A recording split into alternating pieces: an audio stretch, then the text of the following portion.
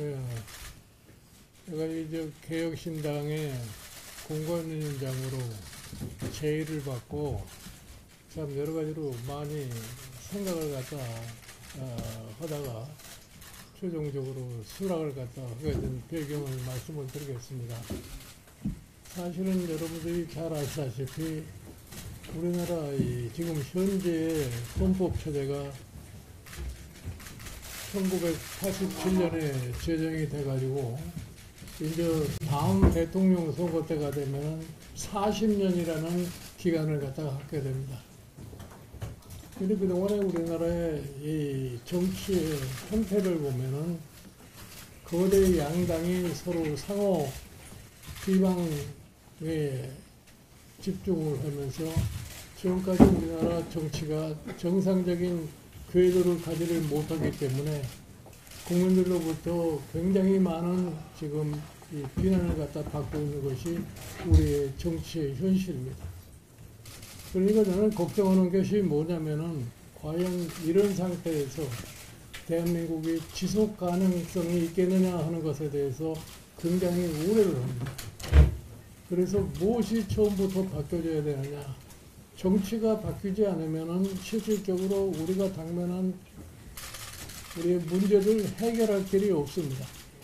그래서 정치가 바뀌어야 되는데 여러분들이 잘 아시다시피 대한민국이 1997년, 87년 체제 이후에 국회의원 선거를 9번을 했습니다. 이제 이번 4월 달에 선거라면은 10번째 국회의원 선거를 하는데 어떻게 된 건지 정치권에 국회 내에서 대한민국의 지도자감이라는 게 제대로 나오질 못해요. 그러니까 어느 날 갑자기 대통령이 엉뚱한 데서 나오고 하는 이러한 풍토가 되어 있기 때문에 국가 운영 자체에 여러 가지 문제를 노정하고 있는 것을 국민들이 잘 지금 인식을 하고 있다고 저는 생각을 합니다. 이렇게 해서 우리 두 양당이 서로 이전 투구를 해가면서 정치에 지금 난맥상을 갖다가 보이고 있기 때문에 국민은 정치를 절대적으로 불신하는 그러한 것이 오늘날의 현실입니다. 그래서 저는 오래전서부터 대한민국의 새로운 정치 세력이 등장을 하지 않을 것 같으면은 대한민국의 정치를 바꿀 수 없다 이렇게 생각을 갖다 하는 겁니다. 그래서 이번에 개혁신당이 새로운 정치 세력으로서 등장을 갖다가 한다고 해서 상당히 기대를 제가 갖고 참 유심히 관찰을 했었는데 그동안에 뭐 합당이니 뭐니 해가지고서 여러 가지 불효방을 일으켜가지고서 국민들로부터 상당한 또 실망감을 갖다 준 것도 사실이라고 저는 생각을 해요.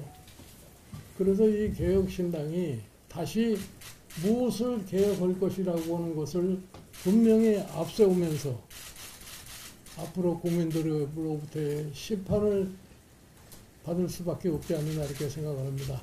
그래서 뭐 흔히들 얘기를 해서 현재 지지율을 가지고서 어떻게 정당이 선거에 임할 수 있겠느냐 이렇게 염려하시는 분도 많습니다만 저는 우리나라의 국민들이 굉장히 높은 정치적인 수준에 이르렀다고 생각하기 때문에 이러한 양당 체제, 여러분들이 잘 아시는 것처럼 이 두 정당이라는 것이 너무 서로들 격돌을 하다가 보니까 지금 얼마 남지 않은 선거를 놓고도 선거구 조정 하나도 제대로 지금 못하는 것이 현재의 실정입니다.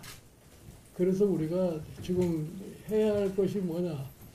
저는 이 개혁신당이 개혁의 주체가, 개혁의 방향이 무엇인가를 분명하게 내놓고서 국민들로부터 심판을 받아야 되지 않겠느냐. 자, 정치개혁을 갖다 해야 되겠다. 과연 현재와 같은 권력구조 가지고서 대한민국이 지속 발전이 가능하겠느냐. 또 현재와 같은 이 양극화 현상 속에서 국민들로부터의 화합이 가능할 수 있지 않느냐.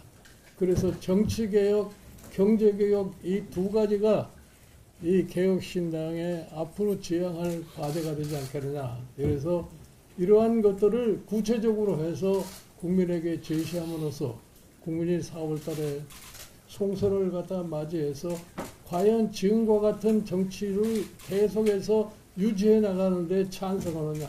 그렇지 않으면 지금과 같은 정치를 바꾸는 것으로 국민들이 거기에 동조를 하느냐, 이러한 심판을 갖다가 내려주리라고 저는 확신을 갖다 합니다.